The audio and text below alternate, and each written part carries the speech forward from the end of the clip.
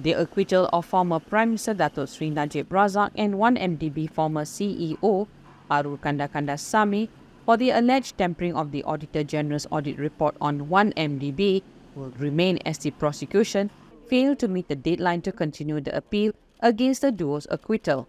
The Court of Appeal bench chaired by Judge Hadaria Said Ismail on Tuesday said the decision to strike out the appeal was made since the prosecution did not file the required papers within the deadline to continue the trial, and also due to its failure to file an application to extend the deadline, which was on July 6, 2023.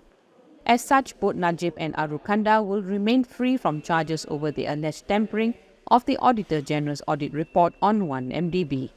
Justice Hadaria also said the prosecution team had ample time to file for an extension of time on at least 3 occasions, but failed to do so up until today. Earlier, Najib's counsel, Tan Sri Muhammad Shafi Abdullah, pointed out that according to Section 53, subsection 3 of the Courts of Judicature Act, if a petition is not filed within the time prescribed, the appeal shall be deemed withdrawn. So it is quite clear, the law under Section 55(3) says, if you do not file, your appeal is deemed to be withdrawn. So we expect this. In fact, we expect this long ago, maybe 2 months ago, when they did not file the petition of appeal. Okay? Because, as you know, when an accused person, here we have two accused persons, have won the case, they should be given that freedom, the benefit of the winning. The sword of Damocles should not be hanging over their head, like as though forever there can be the appeal.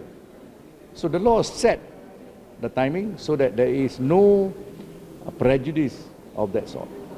So the court today decided in accordance with law.